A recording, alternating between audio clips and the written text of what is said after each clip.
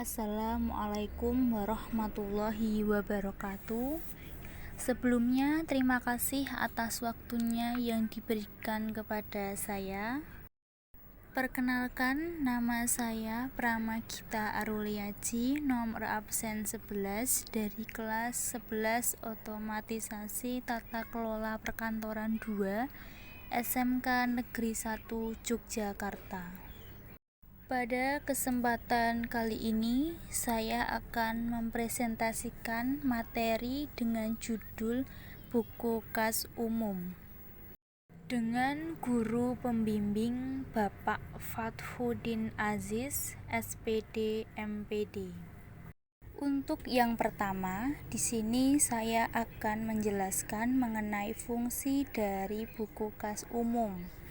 Buku kas umum mempunyai fungsi untuk mencatat seluruh penerimaan dana dari BOS, pungutan pajak serta jasa giro maupun seluruh pengeluaran baik yang berbentuk tunai maupun giral. Jadi, semua transaksi yang dimaksud adalah transaksi yang melibatkan uang tunai atau yang dicatat pada buku pembantu kas, dan transaksi giral atau yang dicatat pada buku pembantu bank, serta transaksi yang dicatat pada buku pembantu pajak. Jadi, bisa dikatakan buku kas umum adalah catatan menyeluruh dari ketiga buku. Yang pertama, buku pembantu kas, yang kedua, buku pembantu bank, dan yang ketiga, buku pembantu pajak, sehingga menggambarkan kas baik tunai maupun giral secara menyeluruh.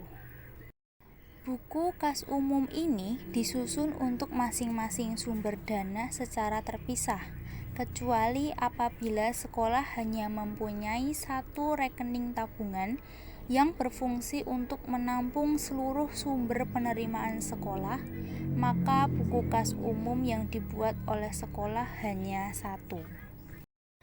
Yang kedua, pembukuan dalam buku kas umum meliputi semua transaksi eksternal, yaitu yang berhubungan dengan pihak ketiga.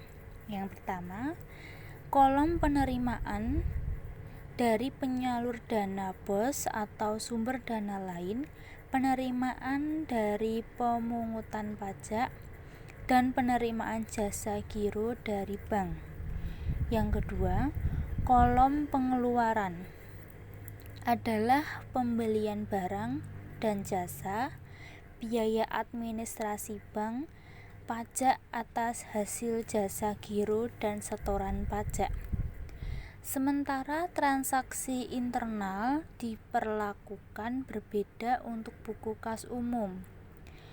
Transaksi internal adalah transaksi yang tidak mempengaruhi saldo kas umum, tetapi mempengaruhi kas khusus, buku pembantu kas atau tunai, buku pembantu bank atau giral, dan buku pembantu pajak. Contoh pengambilan uang pada rekening untuk kas tunai. Cara pertama adalah hanya melakukan pencatatan pada buku pembantu kas dan bank dan tidak melakukan pencatatan pada buku kas umum. Cara ini juga digunakan pada penggunaan software BOS. Jadi, ketika melakukan penarikan uang dari rekening, maka pencatatannya pada buku pembantu bank dikurangkan, dan pada buku pembantu kas ditambahkan, di mana total kas secara umum, tunai dan giral adalah tetap.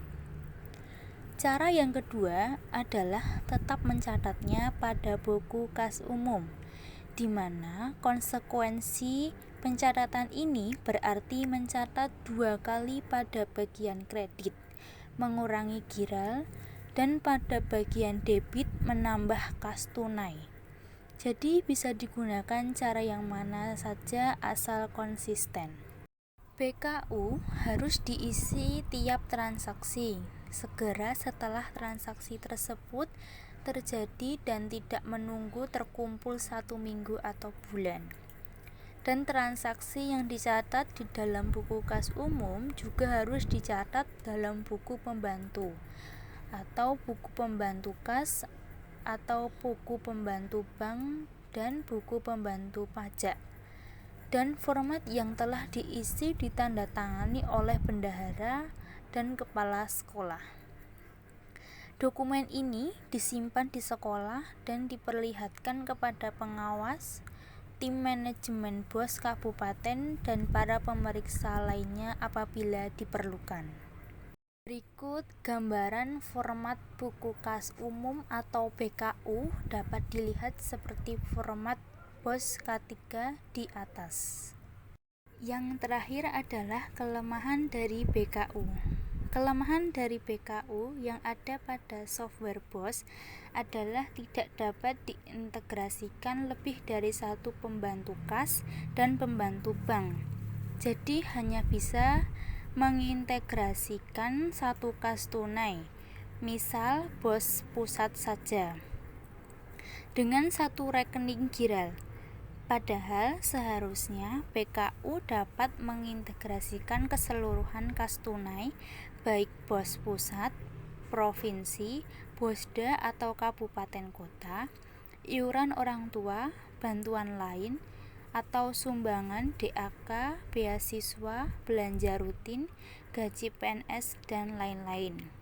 Yang seharusnya dalam membuat BKU kita dapat memanfaatkan checkbox atau bisa memilih lebih dari satu, bukan radio button, hanya bisa memilih satu. Baik, terima kasih dari saya. Selalu menerapkan protokol kesehatan. Saya akhiri. Wassalamualaikum warahmatullahi wabarakatuh.